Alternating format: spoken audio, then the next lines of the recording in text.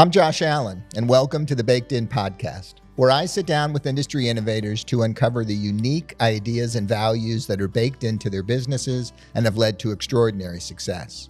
This podcast is presented by Busey Bank. As both my business and personal bank since 2007, I am super appreciative of their support, which really falls right in line with how they approach business. The idea of delivering the customer experience of a smaller community bank with all the efficiencies, products, technology, and resources of the nation's largest banks. I think they pull it off with a great team with a strong dedication to their customers and their community. Busey Bank, building business, growing wealth since 1868.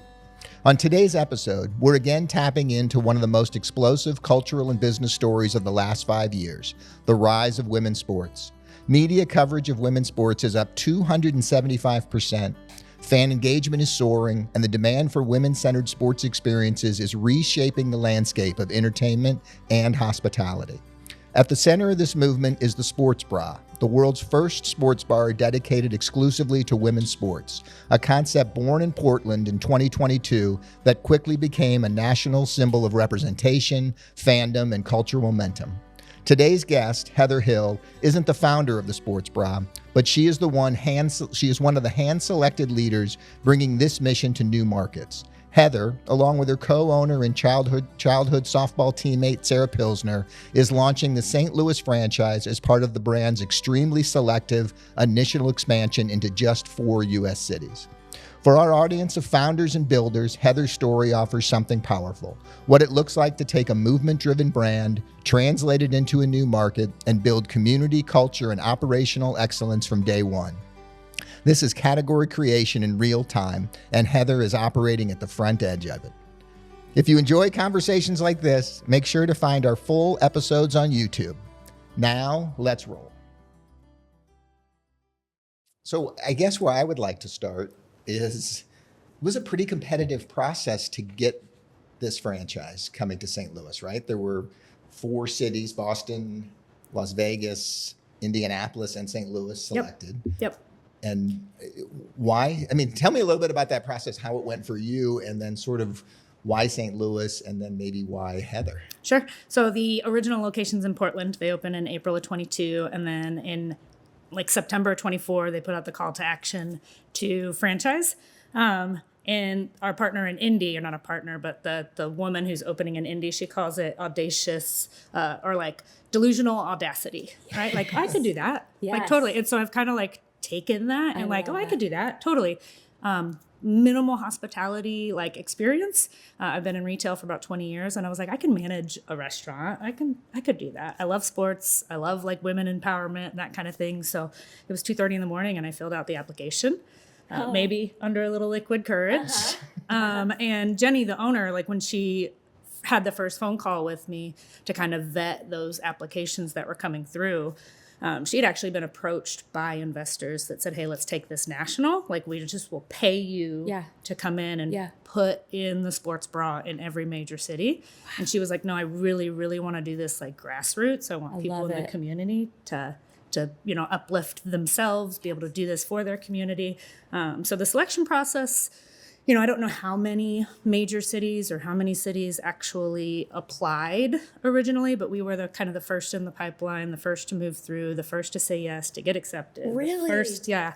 So we're kind of paving the way. Awesome. So do you have a set? We heard 200 interested. I definitely think they probably got that many, hey, I'm interested. Yes. Okay. Right? But when you kind of go through and you got to do the net worth, you got to do can you leave your job to do this full time? Are you involved in the community? Is this just is this something you're passionate about, or something just a business? And Jenny really, really wanted pillars in the community to be able to build it up and really. Do you get the sense that it was community first that she was selecting, 100%. or people first? No. Yeah, I think it goes in hand in hand. Mm-hmm. So I think originally I figured LA, New York, Chicago, right? And when you talk about this concept, St. Louis does not bubble to the top of the list in terms of where you would. And as a St. Louis and somebody who loves the city and wants to promote it, it still doesn't seem like on the forefront of where women's sports bars would. I think it's the opposite of that, because I think we need the space, right? those other cities are so diverse and so welcoming and so just open and have so many options. Absolutely. And for us, well, for me as just a citizen of St. Louis, I cried when they opened a sports bra. I almost flew You're a little to emotional Portland. lately too. I am emotional, but I almost flew to Portland just to go. You should.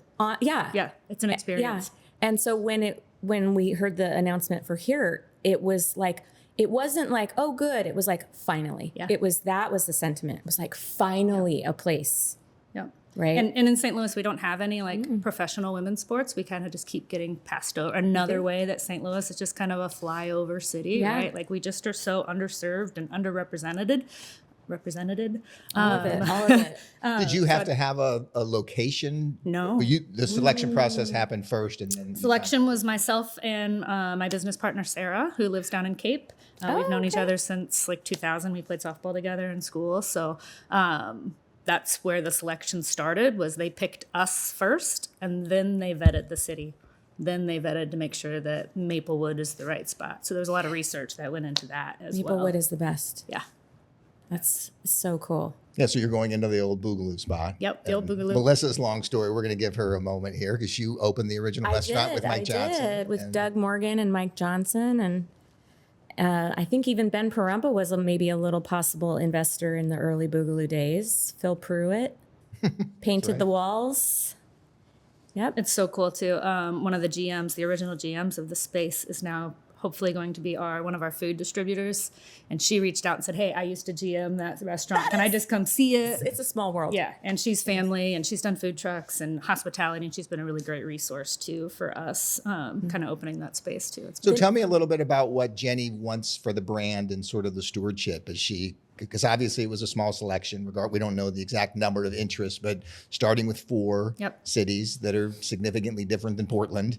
And so what's sort of been the guiding mission and the direction that she's giving to you all as you? Sure, it's really about that building and extending her community throughout the rest of the country. So we really want to empower women, uplift as many women, like in the industry,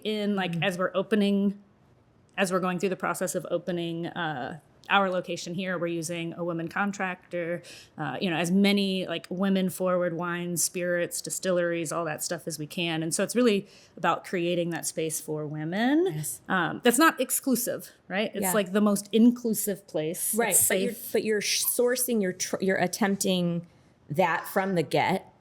And then including whatever may come along, but 100%. You're always going to be seeking out that the feminist side of it first, right? Yes. How challenging has that been? Yeah, how is that? So it's funny. In Portland, they have 20 taps, and all of them are women brewed, women owned, women. I mean, it's just like women are just doing Portland, it all. right? Yeah. Here, it's actually, we've got a lot of people reaching out, not even just like in St. Louis, but in Missouri, Kansas City. So I don't think it's going to be as difficult to fill the shelves with women. No, they're going to women-owned brewed. I think that we're coming out of the woodwork, and it's been really fun to go out and taste and see and meet all of these women too. It's been awesome. Yeah, we got to get Dave at Urban Chestnut. We got to get his wife Tyler to name a brew. That would be so fun. Right? So cool. Yeah. Third Wheel, right? The other one, 6 Mile Bridge, is making us an exclusive, hopefully. That's so cool. Yeah, there's lots of cool stuff happening because they have a female brewer at 6 Mile. And then at the root of it all, it's about youth in women and youth in sport. Yes. So women who play sports, girls who play sports, grow up to lead. We grow up to take more risks. We're more confident. And so we want to really do as much in sport and youth sport as we can to help. Great. So, and that means being like the on their shirts and like, sponsorship for sure if we can. Even group events, right? Group events at the bra. Yeah. Right. Out in the community. Just gonna group call events. it the bra. Yeah, I know. Right. It's the best. Yeah. And then I want to know, is it going to be a place where I can go any time of day and see a woman playing sports on TV? Any time of day. Any time of day. So we will not show men's sports. Okay. So no Cardinals, no Blues. Full body chills. Sorry, folks. You guys can go, right? Yeah. 50,000 other places to see Yes. that.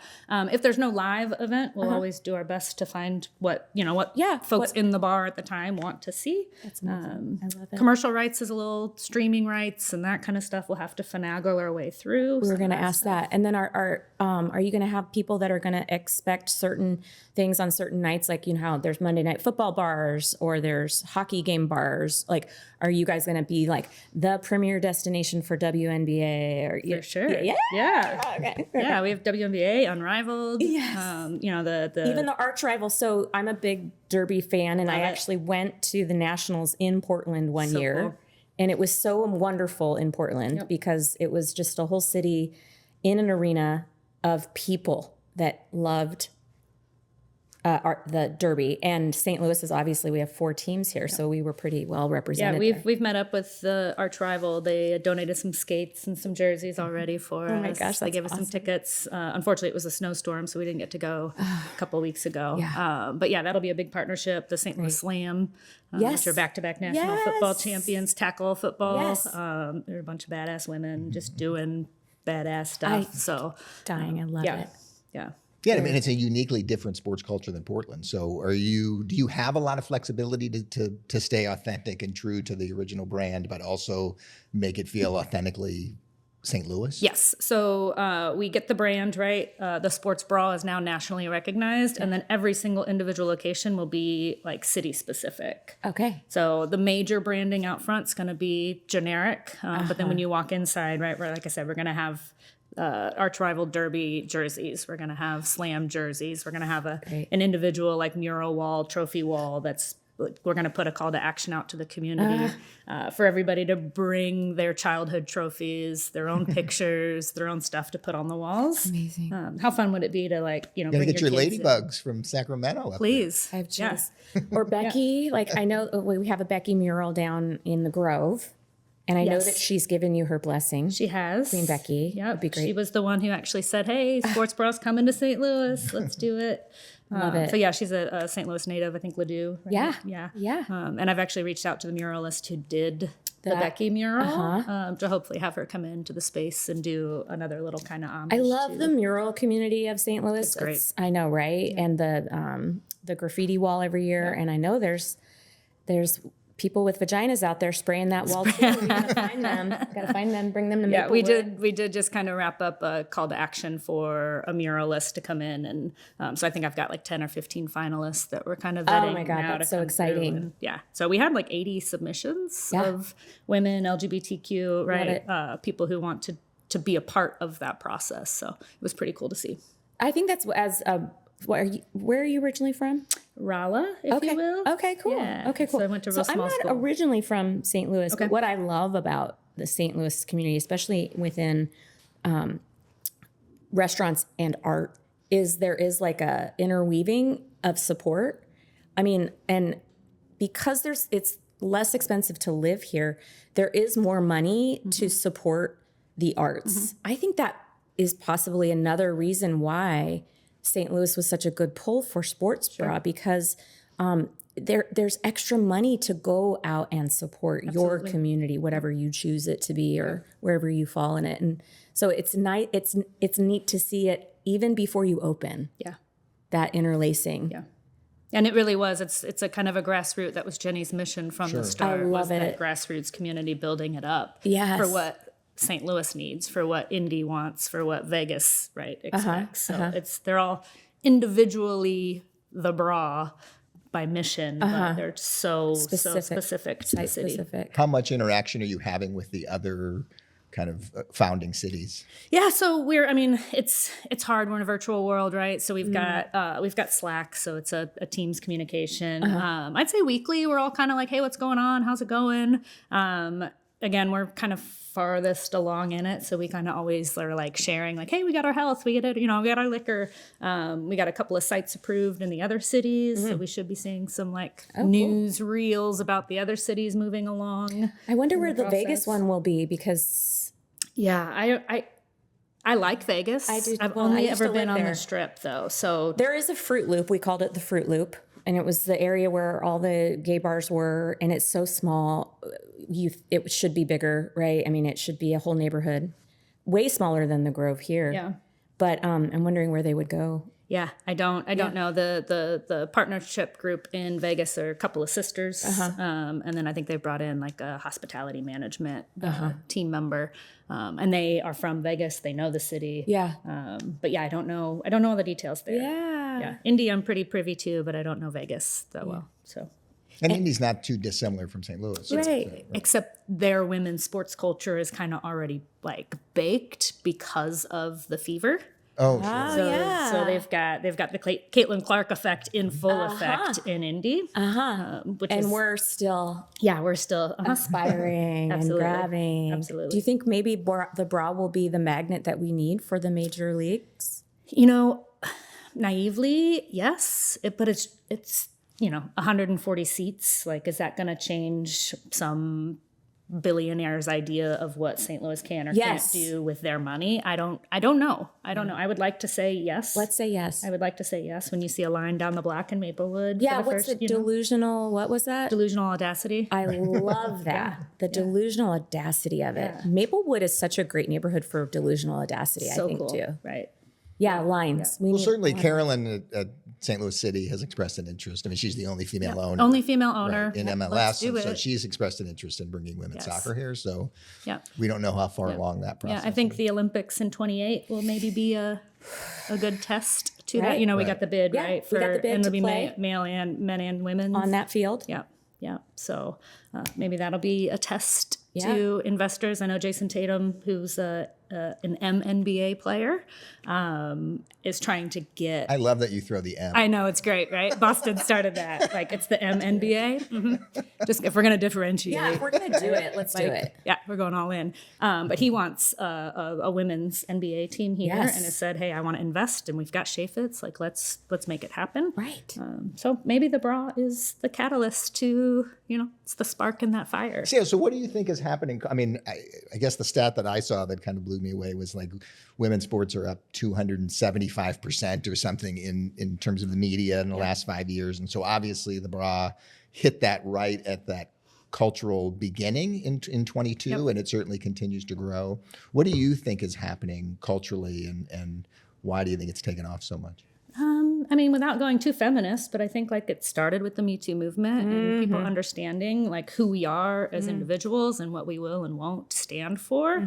And seeing ourselves as equals on a playing field, I think is part of that. Obviously, Caitlin Clark, it's huge, it's real. Right. We have to acknowledge the Caitlin Clark effect. And then I think across the nation, not only are we like buying more, watching more, but like, Alexis Ohanian is one of our investors in the bra from a foundation standpoint with Jenny and her team. But he's seeing and talking loudly about women's sports being a business. And if somebody 20 years ago had looked at Venus and Serena and said, this is a business, let's like really, really, extract every single bit of that out of it, where would that be today? And I think he's really changing that narrative globally. And we're just a little piece of that. But if you look at even broadcasting, 10 years ago, it was 2 to 5% of women's sports that were played were being shown on TV. And now it's like 25%. So even the major companies are saying like, hey, people are watching. Yeah. Right? I think the U.S., we just won gold, right? Olympics. Yeah. 7.5 million people watched. Yeah. And I don't know how many watch the men's, right? But it's competitive. It's comparable. So and we hate to say that money talks, but the figures, you can't lie. And the women are spending more money than men on sports. Yep. And so it's about time that the market shows and appreciates reflects and what reflects they really it. want to watch, Absolutely. right? Because I don't know how many times I want to watch soccer, and I'll watch them. I do like men's soccer, but women's soccer, I mean, if that was on, I would turn that on first. Yeah, and how many times have you gone into a shared space? And you have to watch whatever's on. Right, and if you do get a women's game, it's on the corner with no sound. Yeah, the Women's World Cup is the only thing that really, that obviously has been a phenomenon huge. For a long Right. time. And we've traveled to watch that. Awesome. We have to go to the limit, right? We have to produce the GOATs in order to get the views. Yeah. So you have to have Venus and Serena achieve it all. And you have to have Simone Biles sweep it in order for them to even get playtime. So in a way, it's pushed our American women, to greater heights. But also, it's like I still want to see college semifinals. Do you know what I mean? Yeah. I still want to see I want to see the college championships for gymnastics. I don't want to have to wait until Worlds or Olympics to have a place to go see it. And it builds true fandom because you watch them for 4 years, right? Yeah. You watch them the and the entire kids, kids participation. We have 3 daughters, and so kids sports participation is obviously up dramatically, especially for girls. And it's neat. And that's a big part of what you're trying to build and what you're trying to invite in. That's a big part of that concept. Yeah. So. Over the past few years, especially with Black Lives Matters, we've seen representation matters, right? So we want to see people of color on TV. We want to see LGBT on TV. And now in this platform, we want to see little girls on, be able to see themselves on the screen. So I think there's nothing cooler than you guys bringing your daughters into the bra, having a dinner, because it is a restaurant, first and foremost, and watch them, swimming, gymnastics, whatever that is, whatever sport they're into, they're going to be able to see themselves and say oh, I can do that too. It's pretty cool. That's so true. It's a mirror effect, right? If you see it, you can do it. Yep. Yeah. Well, we had one of our first dates at Boogaloo in that space, so it's still haunted with our love. And you brought the girls because we won't sage it anymore. Okay, I was going to sage this space, but we're keeping your love in the space. Yeah, he brought his 3 little girls in, and and I fell in love with all 4 of them. That's wonderful. So let's hear a little bit more about your background actually, and how. So not too much hospitality. So not too much, and it's all back of house, what I do have. So I am a retail manager by trade. I've been with the same company for 20 years. Can you share that? What industry? Sure, Best Buy. Retail electronics, Geek Squad. So anybody who's ever had a computer fixed in St. Louis or a TV mounted, I probably had a hand in some of that one way, shape, or form. It's been a huge passion of mine, bringing technology. So you're not worried about changing the channels and having all the TVs up on the wall. I'm not worried about it. That would scare the hell out of me. I'm not worried about it. Done that before. Yeah, been there, done that. It's very daunting, and the tech piece is a huge part of a sports bar, excuse me, which I think is overlooked a lot, right? You can have a remote to control this TV, or you can do a major control with an iPad. And so we're going all out with the iPad. You're going to be like a DJ. We're going to go all out. That's so cool. Yeah, it's have you ever been in a bar where you watch the TV, you have 2 different TVs, same channel, and there's a delay. Oh, that's so annoying. Right. Yeah, so we're gonna, we're gonna figure it out. So it'll be a great experience. So I've been with Best Buy 20 years. I've catered in the city for the last 10, and I currently work at the Marriott as a bartender, just to kind of get experience, to learn how to bartend. Yeah. So my wife and I both have kind of been behind the scenes in catering for a while. So we've got some food and kitchen experience, but not. Will she be involved in the restaurant? Ish. Right. Okay. Yeah. It's funny. So I didn't tell her that I was filling out the application. She's European, she's from Slovakia, and her family are entrepreneurs. They've only ever had their own businesses. Okay. And so she moved to the States, was a nanny, right? Worked for herself, by herself, for this family. And then she went into an optician role. And she was like, Heather, we need to do something for ourselves. I don't know what it is. We got to do something for ourselves. It's so much easier, quality of life. And I'm like, I like working for the man. I have 401. I've got a set schedule. They pay me. Yeah. No. And so then, we're putzing around ideas. And she's like, anything but a restaurant. Anything but, okay. You're how about a bar? Yeah. So 2:30 in the morning, I'm filling it out. They give me a call. They said, hey, we want to proceed. And then a week later, I call my business partner now, Sarah, and then said, do you want to do this with us? Is this? And she was like, have you talked to Veronica? I said, nope, not yet. Veronica's my wife. So was it really that short of a window between you filling out the application and then I would say a week and a half from application to first call. Okay. And then when did you tell Veronica? Oh yeah, maybe right after that first interview. That's amazing. It might have been before, but I just said, hey, what do you think? She was like, well, work the process. If you think, she kind of trusts me blindly, which is wonderful. Mm-hmm. She's like, if you think you can do it and it will work, let's. Had you been to the original location in Portland? Nope. But you have since. But we have since. Okay. We have now since. That was part of the discovery process and kind of the vetting process was actually going up there. So we've been there now twice. Oh, how cool. Yeah. So did it feel like you won?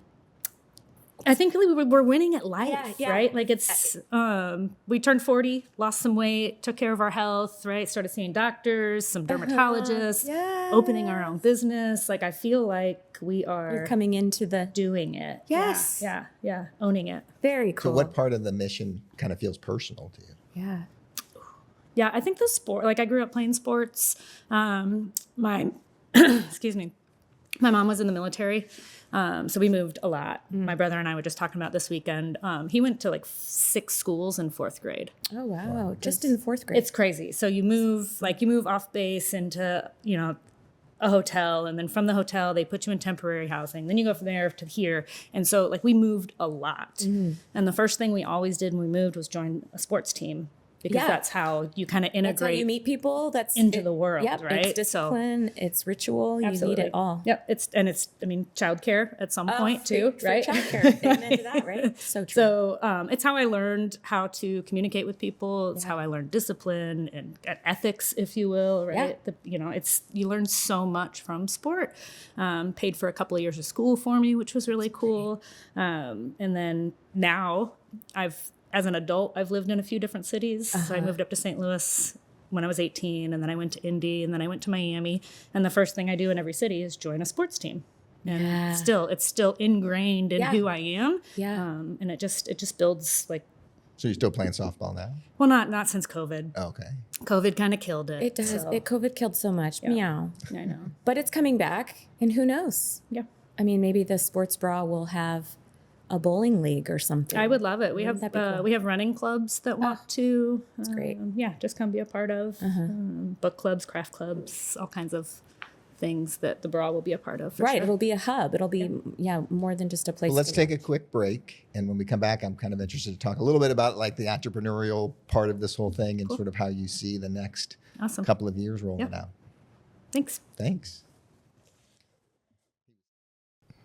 Did you know that businesses can help protect our planet with every sale? That's the idea behind 1% for the Planet, a global movement where companies pledge 1% of their top-line revenue to environmental causes. Since 2002, members have given nearly $700 million to nonprofits tackling critical issues like climate change, conservation, and food insecurity. At Companion Baking, we're proud to be a part of this mission. We're contributing through local partnerships, like donating $50,000 in baked goods to the St. Louis Area Food Bank and supporting regenerative agriculture through our partnership with ADM.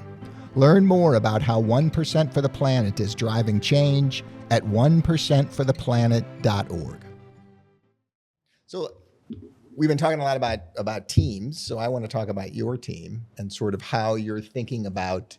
Because obviously you just talked about how the mission's personal for you. How do you think about bringing people into that fold and building a team in a restaurant, which is obviously has to be a pretty cohesive unit? How do you think about that relative to like operationally, but also from the sports bra perspective and what you're trying to build? Yeah, one of the coolest things we've seen so far is that people are already beating down the door to come work with us, right? I always say with, not for. I don't want anybody to work for me. I want them to be kind of in the mission and bought into what we're doing and what we're trying to accomplish.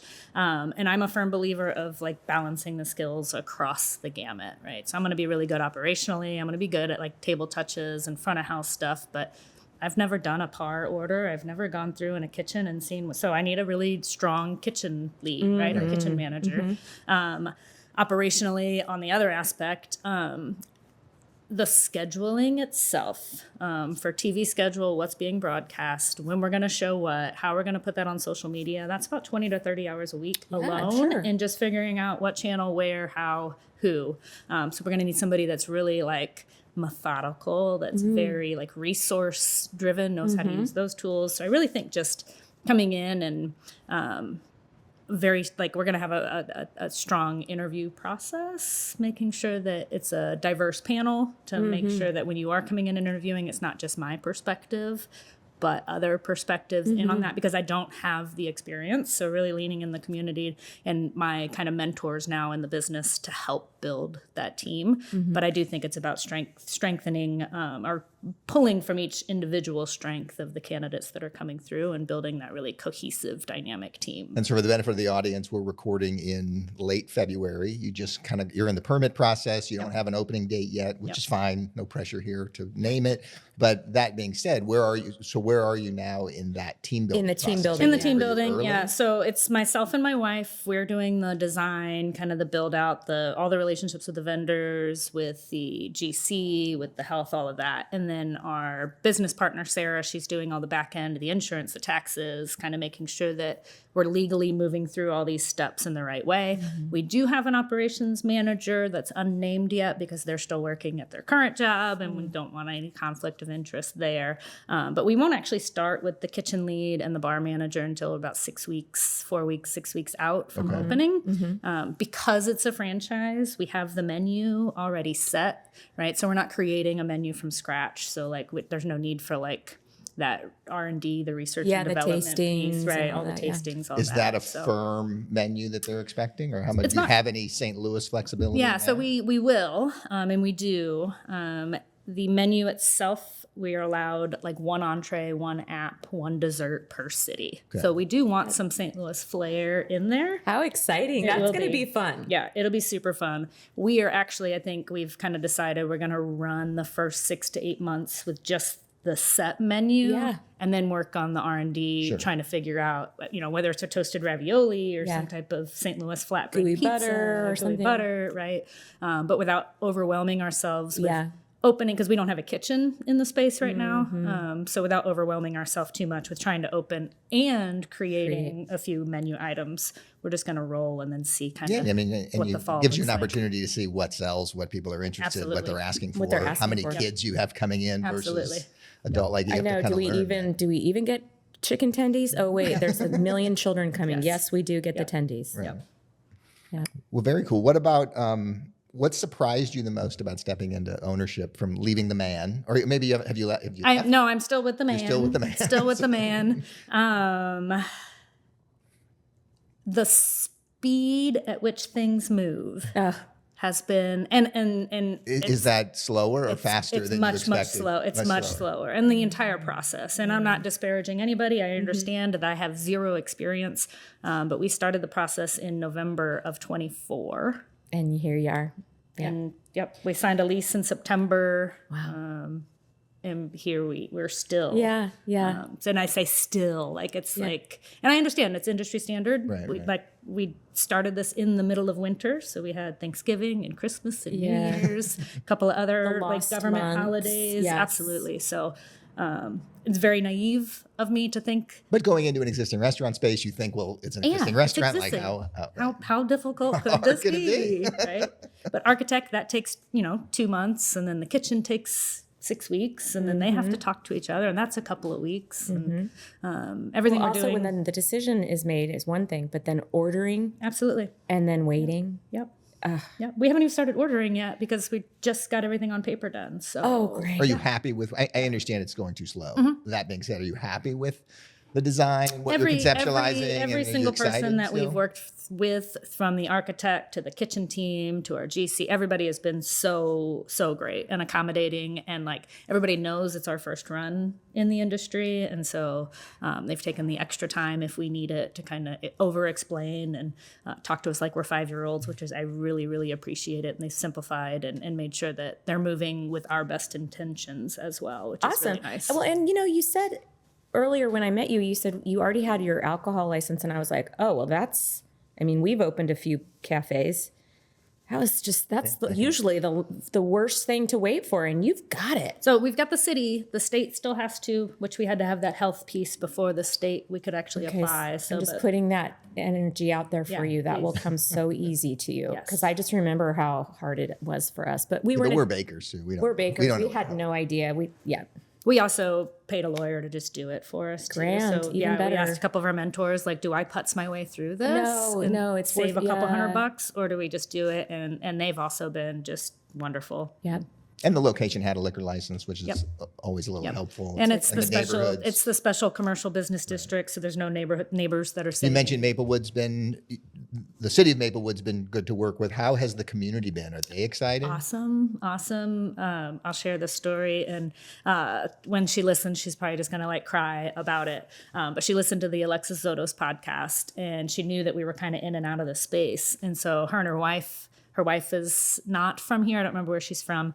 But every time now they walk by, they live in Maplewood, and every time they walk by, they try the door. Maybe she's here, maybe she's here, maybe she's here. Yeah. Right? And my wife and actually we were in the space one day. And the door was open. And they tried the door, and we were waiting for a vendor or something, and tried the door, and they just let it close. They didn't walk in or anything.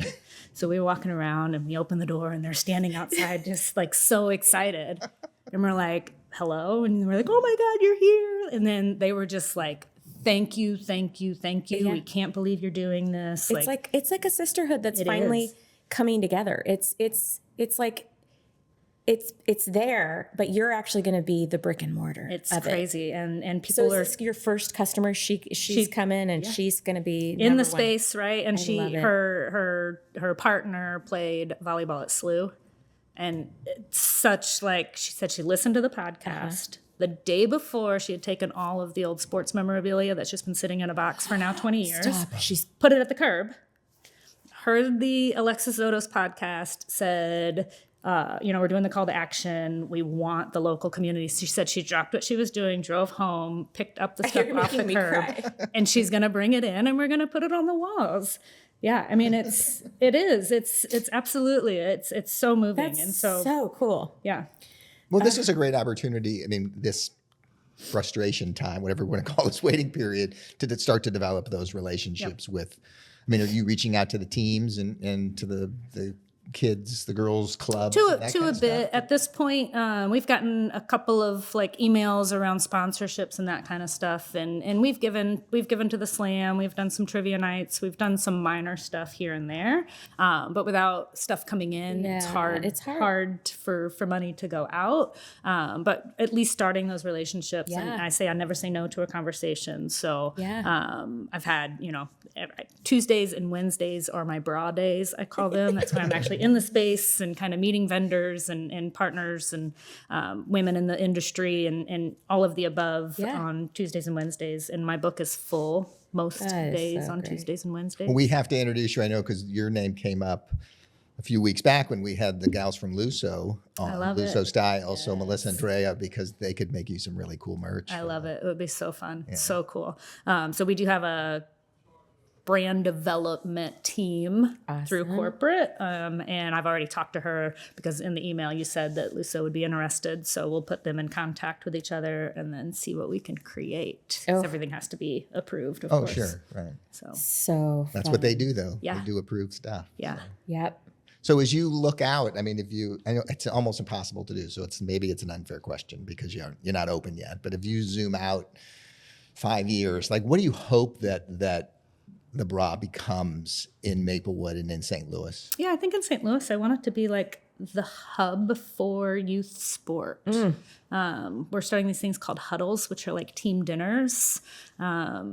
So you do family style dinner with your volleyball team, right? And so you got a high school youth sport team coming in and just having a dinner while watching maybe their volleyball game on the TV, right? Something. But I just want it to be the logical choice for all things women's, youth, girls sport. I don't know if I've thought much about 5 years down the road, but I think being a pillar of the community and just that brand recognition of, this is where we go for an inclusive, safe space to do something cool with girls in sports. That's a pretty awesome mission. Yeah, I think so too. I love it. Yeah. Yeah. I want to say it's about time. I feel like that energy has always been here within the women community of St. Louis that I've become a part of and a sister of. That energy's always been there. Yeah. So it's the physical is going to come and surround that energy and finally give it a home. Yeah. And it'll be the bra. I hope so. So cool. I totally feel that. Well, we really appreciate you coming out and joining us this morning and hearing about it. And we're super excited we'll be behind that other couple. We'll be the second ones in line. I love it. Totally. We know we won't be first, but that's okay. There's room for everybody. So. We're super excited for you. Continued good luck. I hope the rest goes swimmingly and smooth and quick. Sure it will. Yeah. But congratulations. Awesome. Thank you. Thank you, Appreciate Heather. it. Thank you. Awesome. Thank you. Thanks so much for joining me today. I can't tell you how much I've enjoyed sharing these insights from folks I truly admire. Be sure and follow the show in your favorite podcast player to be alerted to newly released episodes. And share a comment if you have any feedback or future contributor recommendations.